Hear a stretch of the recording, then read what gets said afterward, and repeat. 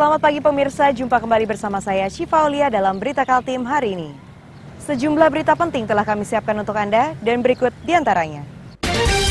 Pasca penangkapan mantan Bupati Ismail Thomas, suasana di Kutai Barat sepi.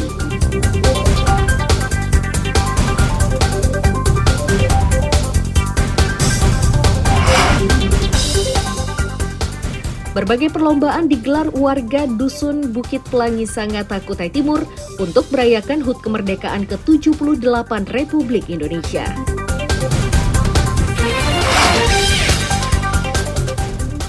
Berbagai karya warga binaan Rutan Kelas 2A Samarinda diborong Wakil Gubernur Kaltim.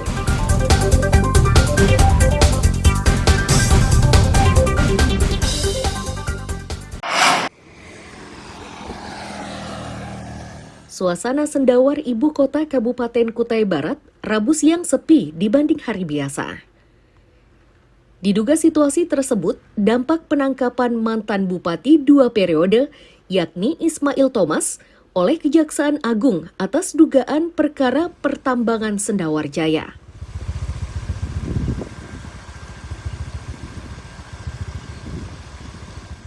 Bupati Kutai Barat saat ini F.Ek Yapan mengaku prihatin atas kejadian yang menimpa Ismail Thomas. F.Ek Yapan tidak menduga terlebih Ismail Thomas hingga saat ini masih tercatat sebagai anggota DPR RI dari fraksi PDIP. Meski begitu, F.Ek Yapan meminta seluruh masyarakat memberi doa agar Ismail Thomas tegar menghadapi persoalan hukumnya.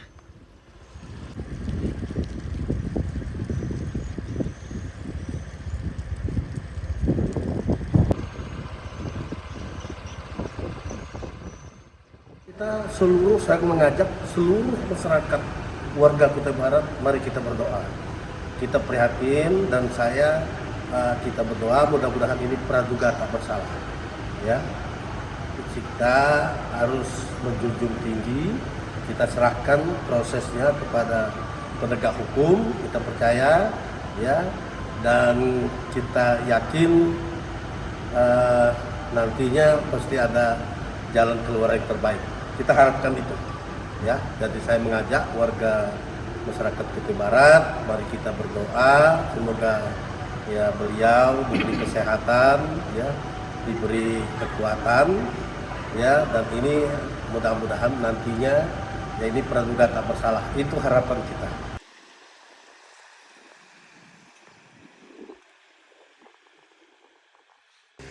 Ismail Thomas ditahan di Rutan Salemba, Cabang Kejaksaan Agung selama 20 hari terhitung tanggal 15 Agustus sampai 3 September 2023. Amir Hamzah dan Danis melaporkan dari Kutai Barat.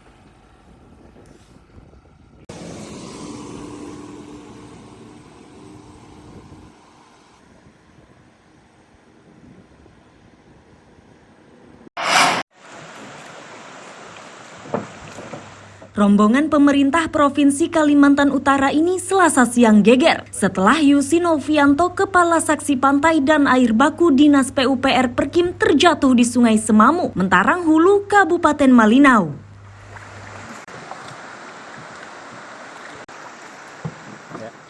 Upaya pencarian korban tidak berjalan mudah karena sungainya berarus deras. Setelah 3 jam berupaya, korban ditemukan berjarak 5 hingga 7 km dari titik tercebur. Akan tetapi saat ditemukan korban sudah tidak bernyawa.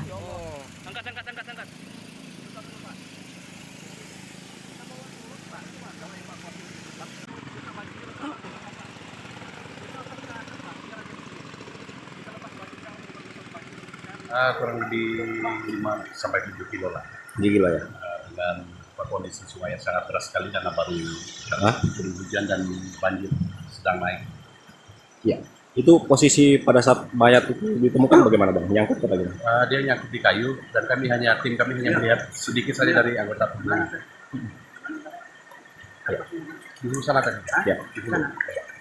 Berapa jam terus ditemukan Bang? Kami menyusun kurang lebih 3 jaman. 3 jaman ya? Ya, jam 3 lebih sedikit mayat kita temukan jenazah.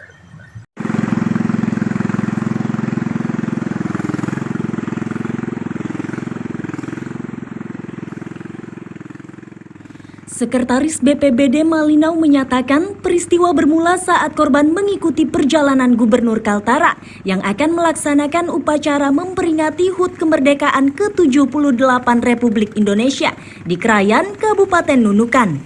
Dalam perjalanan, korban tiba-tiba terjatuh dari perahu.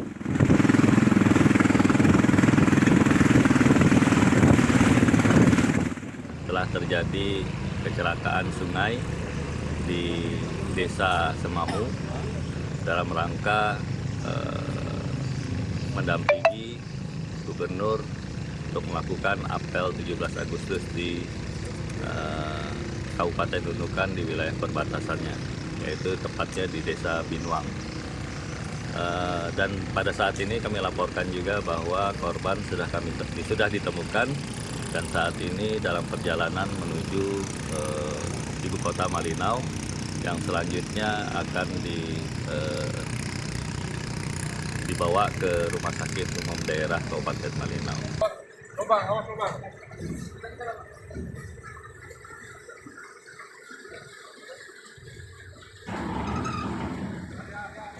Selasa malam jasad tiba di Malinau. Sebelum dibawa ke rumah duka, jasad dievakuasi ke rumah sakit. Amir Hamzah dan tim liputan melaporkan dari Malinau.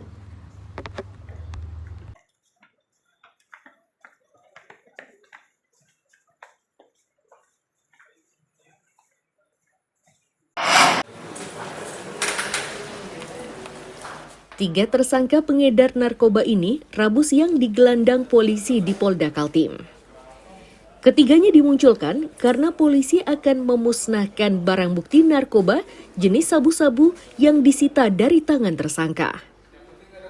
Proses pemusnahan ini dilakukan dengan cara dilarutkan ke dalam air.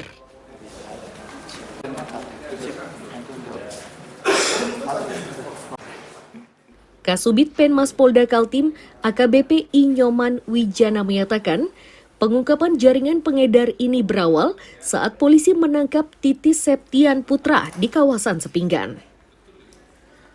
Dari Titis, polisi mendapatkan 4 bungkus sabu-sabu.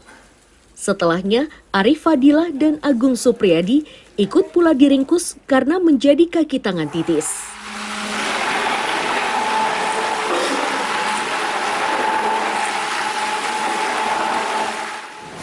Satu kasus ya, yang kita musnahkan barang buktinya dengan tersangka ada 3. Yang pertama atas nama TSP, inisial TSP ya. Dari TSP ini dikembangkan sehingga ditangkap 2 tersangka lagi atas nama inisial AF dan AS. Dengan TKP-nya di Sepinggan, ya, Balikpapan Selatan. Tanggal kejadiannya pada tanggal 26 Juli. Besar itu? Ini sama aja kan? Hah? Sama kan? Ini terang sini. Narkoba yang sudah dilarutkan ke dalam air itu dibuang ke toilet. Sementara, ketiga tersangka kini harus siap-siap menghadapi pidana hingga 20 tahun penjara. Amir Hamzah dan Riani Mantini melaporkan dari Balikpapan.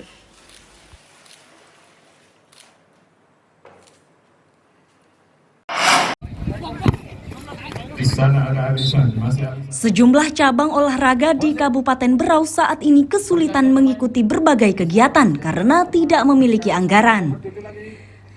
KONI induk organisasi olahraga makin kebingungan karena anggaran yang diharapkan dari pemerintah kabupaten tidak kunjung cair.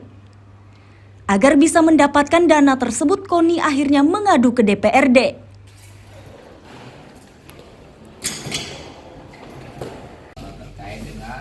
Ketua KONI Laode Ilyas menyatakan cara ini ditempuh agar penyebab tidak cairnya anggaran tersebut dapat diketahui. Cairkan, padahal itu yang kedua mungkin kita juga mau mendengarkan persiapan event dan seterusnya, terutama terkait dengan ya. Pertama karena kita tahu hari ini kita sudah masuk di bulan Agustus, semua penganggaran yang ada hubungannya dengan KONI 1 sen pun tidak ada yang cair. Kami dari KONI Kabupaten, dari KONI ya, penasaran apa sih sebenarnya masalahnya? Salahnya di mana, nyangkutnya di mana, kemudian kalau misalnya di sisi KONI-nya, kami apa harus kerjakan apa biar ini bisa tidak jadi masalah. Makanya terang benderang dan diakui oleh Pemda bahwasanya ini adalah kesalahan dari pengusulan di awal. Banggakan kawan-kawan dari pengurus KONI karena momen Wakil Ketua Komisi 3 DPRD, Abdul Waris mengungkapkan sebab tidak cairnya anggaran KONI. Salah satu persoalannya adalah kesalahan teknis dari sisi penganggaran. Dana yang harusnya masuk belanja SKPD masuk menjadi belanja hibah untuk cabang olahraga. Agar KONI bisa mendapatkan dana operasional, DPRD akan mengupayakan melalui APBD perubahan.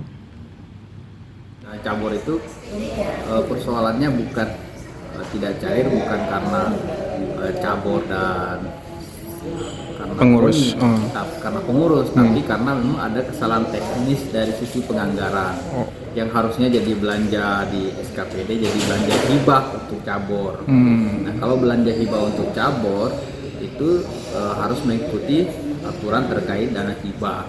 Nah, itulah yang tidak ada dalam anggaran cabur yang ada di Dispora. Sehingga kita kesimpulkan bahwa untuk anggaran cabur akan kita rubah penganggarannya di APBD perumahan.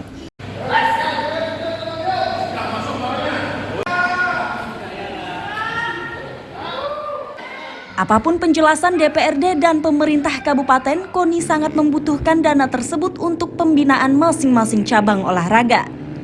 Amir Hamzah dan Miko Gusti melaporkan dari Kabupaten Berau.